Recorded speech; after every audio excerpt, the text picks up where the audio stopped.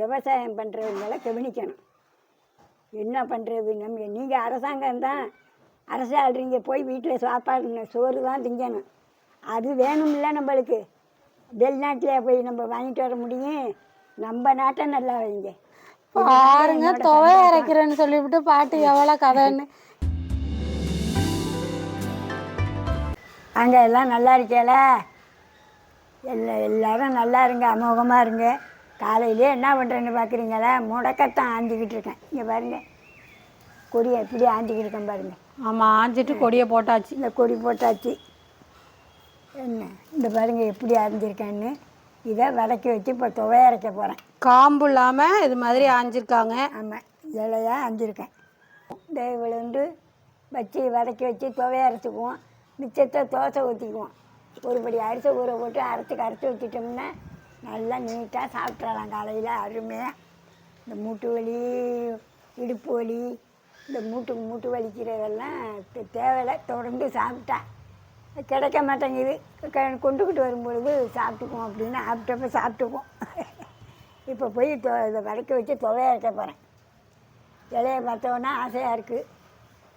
அப்போ போய் துவையை அரைச்சி விட்டு பார்க்கலாம் வாங்க. துவையை அரைக்க எப்படி அரைக்கிறேன்னு பார்க்கலாம் வாங்க. பறிச்சுட்டு ஒன்று கீழே கிடக்கிறதெல்லாம் அதெல்லாம் பொறுக்கிருக்கேன். அதையும் பொறுக்காமல் இருக்கக்கூடாதுன்னுட்டு கிடைக்க மாட்டேங்குது இல்லைங்க. பச்சைலைன்னா அவ்வளோ இதுங்க. அந்த காலத்தில் பல கீரைங்க கொள்ளையில் போய் மடியை கொழுக்கிட்டு பறிக்கிறது. மடியில் பறித்து கொண்டுக்கிட்டு வருவோம்.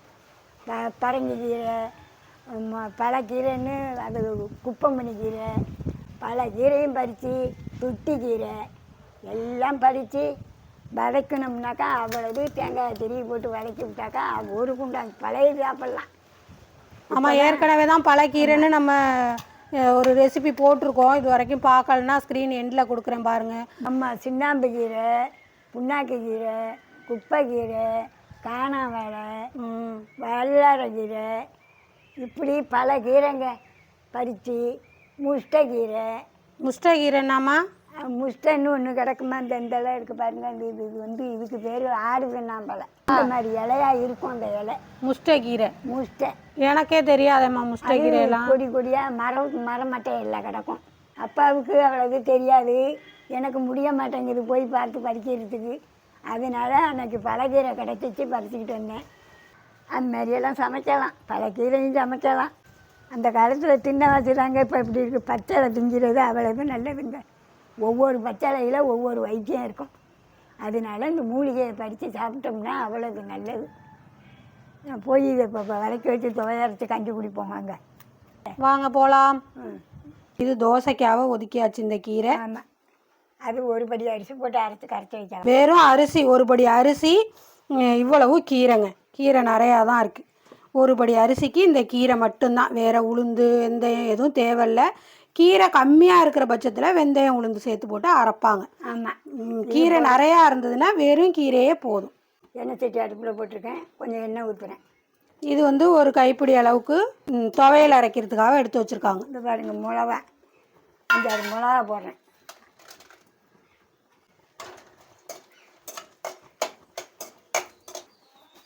பாருங்கள், இலையை போட்டு வதக்க போகிறேன். நடி சுருளாக வதக்கிடணும். பார்த்தீங்களா, ஒரு கைப்பிடி போட்டேன், எவ்வளோ சுருண்டு வந்திருக்கு பாருங்கள். அவ்வளவுதான். நல்லா சுருளாக வதக்கிடணும்னா கசக்கும். ஆமாம், நல்லா வதக்கிட்டோம்னா கசக்காது. இப்படி எடுத்து இப்படி கிள்ளுனீங்கன்னா வெந்திருக்கிறது தெரியும். அப்படி பார்த்துக்கிட்டு நீங்கள் எடுத்துக்கலாம். மிளகா 6-7 மிளகா இருக்கே அப்படி உரைக்குமோ அப்படின்னு நினைக்காதீங்க. புளி வைக்கையில் அந்த உரப்பு இது கசப்பு உள்ளதா, அதனால் ஈக்குவலாக நல்லாவே எல்லாம் பேலன்ஸ் பண்ணி சூப்பராக இருக்கும். பெருங்காயத்தை வறுக்காமல் போட மறந்துட்டேன், இப்போ போடுறேன். இந்த கொஞ்சோண்டு பெருங்காயம் பாருங்கள், அது போடுறேன். அதையும் பொரித்து எடுத்துக்கலாம். இந்த கொஞ்சோண்டு தேங்காய் வச்சுருக்கேன் பாரு. ஆமாம், அந்த ஒரு செல்லு தேங்காயும் அது கூட வச்சு அரைக்க. இந்த பொரிச்சாச்சு, எடுத்துக்கிட்டு போவோம் வாங்க அரைக்க. அம்மியை கழுவிட்டு போய் அரைப்போம் வாங்க. அதுக்கு புளி, இவ்வளவு புளி. ஆமாம், இந்த பாருங்க வச்சுருக்கேன். இந்த புளியை தண்ணியில் போட்டு எடுத்து வச்சுருக்காங்க. அப்போ தான் அரைக்கிறதுக்கு ஈஸியாக இருக்கும்னு தண்ணியில் போட்டு எடுத்து வச்சுருக்காங்க. இந்த தண்ணியை வச்சுக்கிட்டே இந்த துவையலை அரைச்சிடலாம். ஆமாம், மிளகாயும் தேங்காயும் வச்சு அரைச்சிட்டேன். இந்த பாருங்கள் புளி, இந்த பாருங்கள் பெருங்காயம், அதையும் அரைச்சிக்குவோம். நல்லா காஞ்சி போயிடும் புளி. வீட்டில் அரிஞ்சு வைக்கிற புளி இல்லை, அது காஞ்சி போயிடும் நல்லா. அதுக்காக அது ஊற வச்சேன் சட்டு.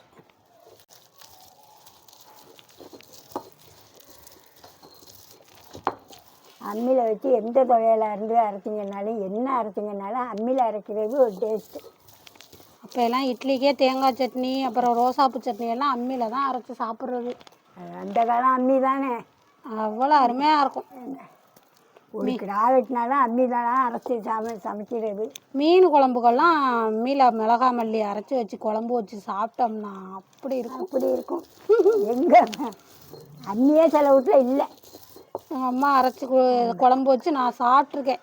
மிளகா மல்லி எல்லாம் அம்மியில் வச்சு அரைச்சி அவ்வளோ அருமையாக இருக்கும். திருக்க மீன் குழம்பெல்லாம் அந்த சுவையெல்லாம் இன்னும் நாக்கிலே நிற்கிது அப்படின்னு சொல்லலாம். ஸ்கூல் விட்டு வந்தால் திருக்க மீன் குழம்பு வச்சுருக்கேன்னு சொன்னால் அப்படி தான் வாயை வரும், உடனே சாப்பிட்ணும் அப்படின்னு. அப்போ ஏன்னா அம்மியில் வச்சு அரைச்சி திருக்க மீன் குழம்பெல்லாம் வைப்பாங்க, அவ்வளோ ருசியாக இருக்கும். இதெல்லாம் அரைச்சிட்டேன். தேங்காய் வச்சுக்கிட்டு மிளகா வச்சு புளி வச்சு அரைச்சிட்டேன். இந்த பாருங்கள் இப்போ உப்பு வைக்கிறேன். இந்த இலையை வச்சுருக்கேன்னா இதில் உப்பு போதும். பூண்டு எடுத்துக்கிட்டேம்மா, நான் எடுத்துகிட்டு வரேன். எடுத்துட்டேன். 6-7 பல் பூண்டு வச்சுருக்கேன். 7 பல் 8 பல் இருக்குது வச்சுருக்கேன். இதையும் வச்சு அரைச்சிக்குவோம்.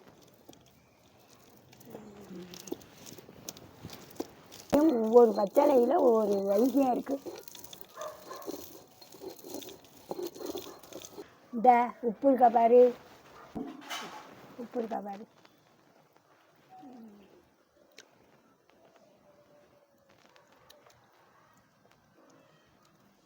சூப்பராக இருக்குது, அருமையாக இருக்குது.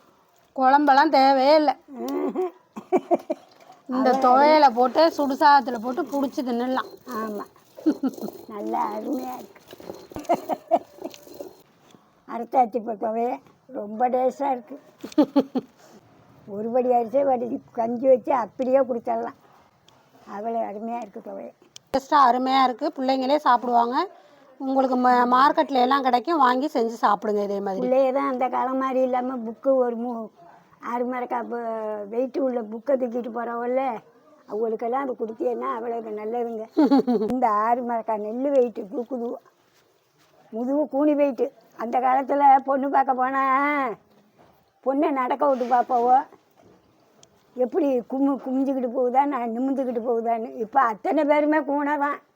ஏன்னா பை தூக்கி தூக்கி கொசுவை மூட்டையை தூக்கி தூக்கி கூனி போயிட்டவோ. கொஞ்சமாக தண்ணி ஊற்றி கழுவி அதோட சேர்த்துக்கிறது தான் துவையலோட சேர்த்துக்குவேன். விட மாட்டேன், வேஸ்ட்டு பண்ண மாட்டேன். வேஸ்ட்டு பண்ணவும் கூடாது, பார்த்தீங்களா. ஆமாம், ஏதாவது பொருள் சிந்துனதுன்னா திட்டிக்கிட்டே இருப்பாங்க அம்மா. அது கீழே கொட்டி போயிட்டு அது கீழே கொட்டி கிடக்கு, எதுக்கு இப்படி கொட்டுறியா, உங்களுக்கு அதோட அருமை தெரியுமா, பெரிய லட்சரே நடக்கும். சிந்த விடாது, சிந்துறதுக்கு வேலை இல்லை.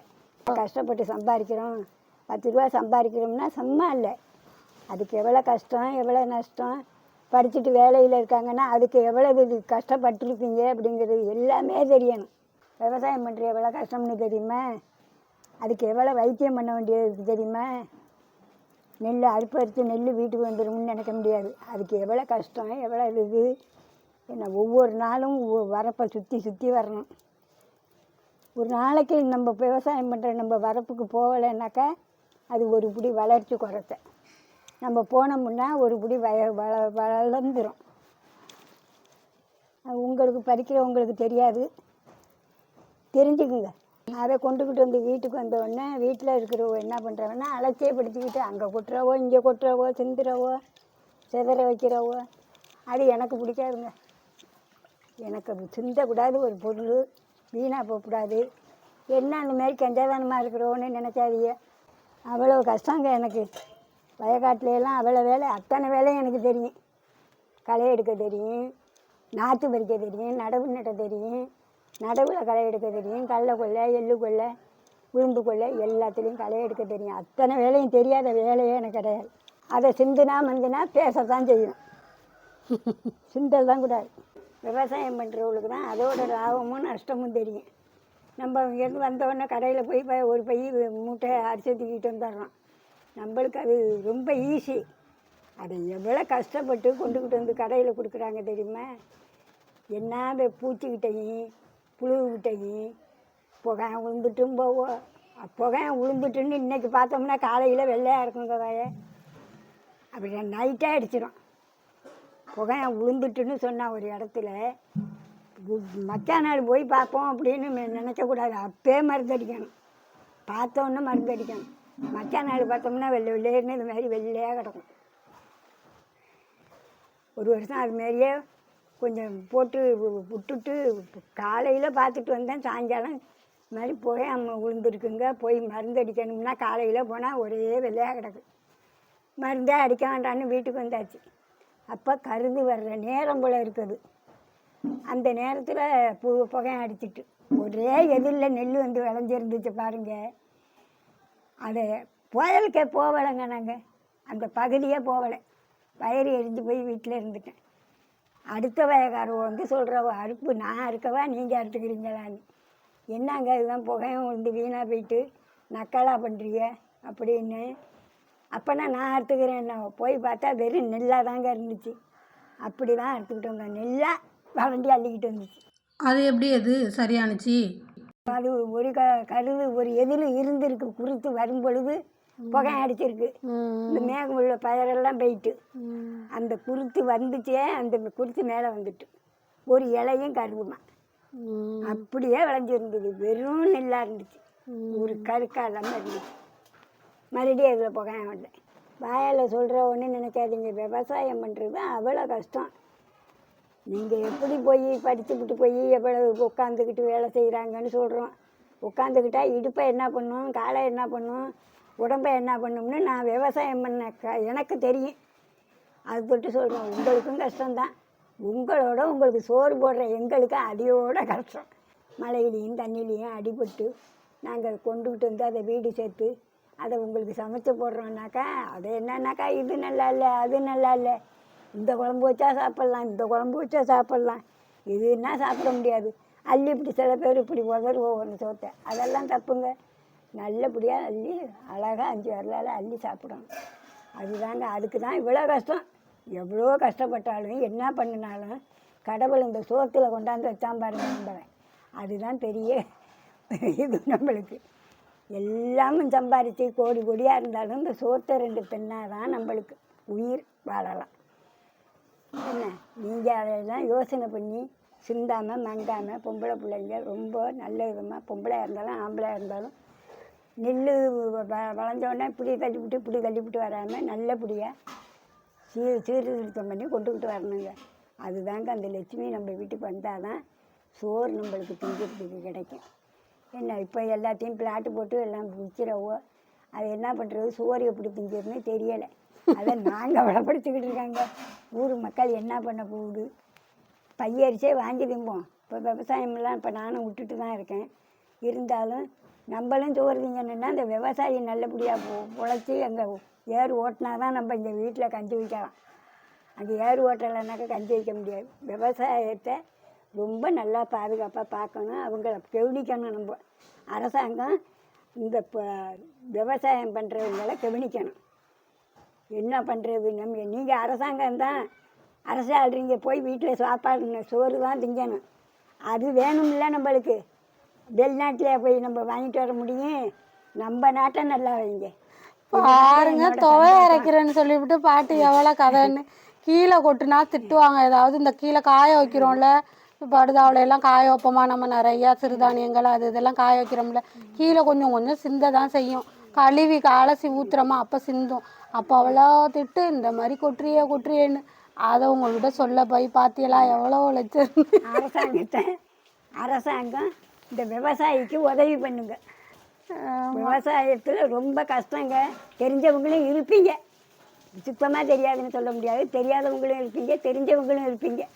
விவசாயம் பண்ணுறவங்களுக்கு ஒத்தாசை பண்ணுங்கள், உதவி பண்ணுங்கள். அவங்கள பாருங்கள், அவங்களுக்கு நல்ல உதவி செய்யுங்க. உங்களை கையெடுத்து கும்பிட்றேன். துவை அரைச்சாச்சு. இப்போ சாப்பிட்றணும்னு ஒரே இது. அதான் நான் பார்க்குறேன். பாருங்க, எப்படி இருக்கு பார்த்தீங்களே, அவ்வளோ அருமை. வாங்க, இப்போ கஞ்சி தான் குடிச்சிக்கிட்டு இருக்கோம். பாருங்க, சுடுகஞ்சி காலையிலே சுடுகாட்டி தண்ணியை ஊற்றி சாப்பிட்டுக்கிட்டு இருக்கோம். அள்ளி அதுக்காக சாப்பிட்ருவோம் நேரத்தில். துவையில பாருங்க, அப்பா சாப்பிட்டுட்டு போயிட்டோம். துவையை அரைச்ச உடனே நாங்கள் சாப்பிட்டுட்டு போயிட்டோம். அவ்வளோ அருமையாக இருக்கும் இந்த துவையை. நீங்களும் ட்ரை பண்ணி பாருங்கள். பாய், அடுத்த வீடியோவில் பார்ப்போம்.